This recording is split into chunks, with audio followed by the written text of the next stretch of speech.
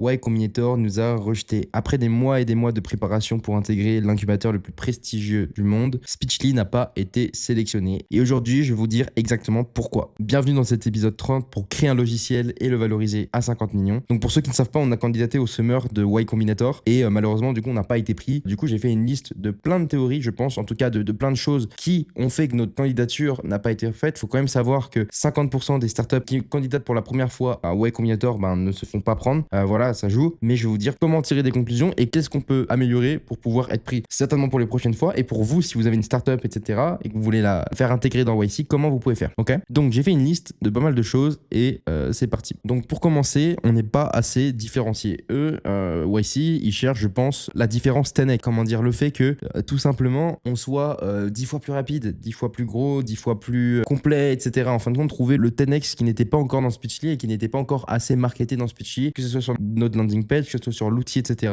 Et on travaille déjà dessus pour tout changer, ok. Donc YC rejette souvent les aperçus comme des simples wrappers, parce que techniquement on est un wrapper, ok. Technologiquement on est un wrapper, et voilà. Donc toutes les Apple Dictation, les Whisper, l'Auteur AI aussi. Et voilà, si Speechly n'a pas démontré une amélioration 10 fois plus rapide, plus précise ou plus engageante, ils ont pu juger comme solution parmi les autres. Et en fin de compte, on ne s'est pas différencié des autres concurrents du marché, ok. Donc c'est pour ça. Doute sur la taille du marché. Même si le marché du speech to text est grand, YC peut l'avoir considéré comme trop saturé ou déjà dominé par les géants, les GAFA, etc. La première cause, c'est qu'on n'a pas été certainement assez différenciant. Donc il n'y a pas de 10x, il n'y a pas la différence 10x qui nous pousse tout simplement à être 10 fois plus rapide, 10 fois plus engageant, 10 fois plus efficace, 10 fois plus complet. En fin de compte, cette différence qui nous permettra d'être ultra scalable et d'aller encore plus vite, etc. Et je pense que ils l'ont pas perçu et on l'a pas pour le moment, ok. Si on n'a pas réussi à démontrer qu'on avait un 10x avec Speechly, une différence 10x, on est juste une solution parmi les autres, ok. Ensuite, il y a peut-être un doute sur la taille du marché. Même si le marché du speech to text est énorme, parce qu'en fin de compte, il y a énormément de personnes à éduquer, peut-être qu'ils l'ont déjà considéré comme s'il était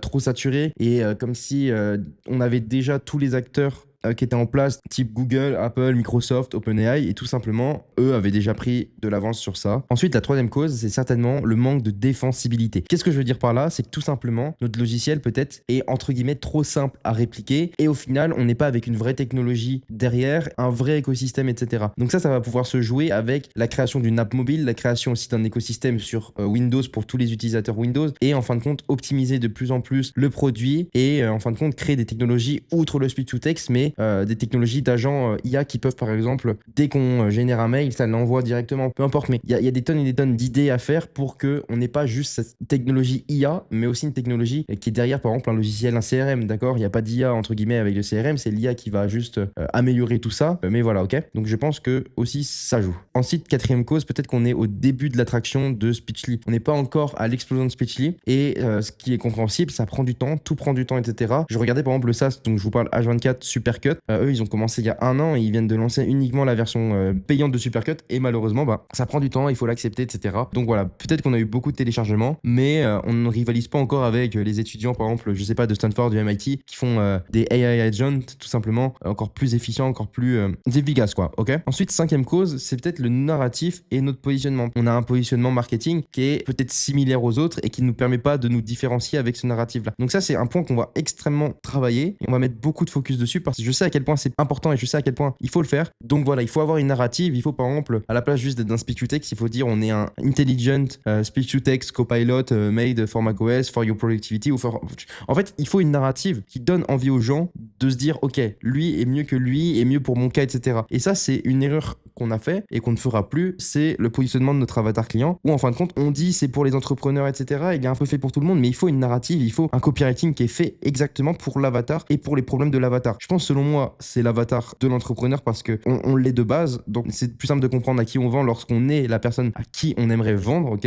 Et la septième idée, c'est peut-être le manque de vision. On n'a peut-être pas réussi à leur donner assez de vision, assez d'idées dans notre roadmap et au final ils se sont dit ils veulent aller où ces jeunes là, et voilà. Donc ça va être important de donner une vision à cet outil et où est-ce qu'on veut être dans 2 mois, 3 mois, 6 mois, 1 an, et voilà. Et pour finir, la huitième raison, c'est certainement le timing de l'outil. après l'explosion des IA avec OpenAI et de l'arrivée des API IA, bah, tout simplement, YC est devenu encore plus sélectif. Et on parle quand même de l'incubateur le plus prestigieux au monde. C'est normal de se faire refuser par cet incubateur parce que, bah, tout simplement, on parle de la boîte qui va créer une boîte de malade mental. Et bah, je pense que tout simplement, ils sont sélectifs et la majorité des personnes ont fait 5 essais, 6 essais pour être enfin pris et avoir un produit qui est enfin éligible à YC. Et voilà. En tout cas, quelles sont les conclusions? Eh ben, tous les points que je vous ai dit, on va tous les améliorer pour, en fin de compte, améliorer le produit. Et le fait, en fin de compte, de se faire refuser, c'est pas grave parce qu'au final, on est deux petits Français, on est contre des mecs quand même de Stanford, etc. Même si c'est pas une excuse. Évidemment, c'est normal de se faire refuser et on réussira pas au premier coup. Mais ça veut pas dire qu'on va pas lâcher. Et ça, vous pouvez être sûr qu'on ne va pas lâcher parce que en aucun cas, je n'accepterai le fait que j'ai pas tout donné pour l'outil et que j'ai pas tout donné pour ce logiciel, etc. Alors qu'on sait qu'il y a un fucking potentiel et un très très bon futur pour cet outil si on donne toute l'énergie pour, ok? Donc en gros, c'est ça. Donc tous les points que je vous ai mis, et ben en fin de compte, on va les prendre et on va les améliorer. Et évidemment, il n'y a pas YC. Évidemment, il faut pas se dire que si on fait pas YC, on va pas réussir, d'accord? Évidemment, c'est un tremplin, mais il y a des gens sur Twitter qui me disent aussi que, ben évidemment, c'est prestigieux, mais c'est surtout bien pour le réseau et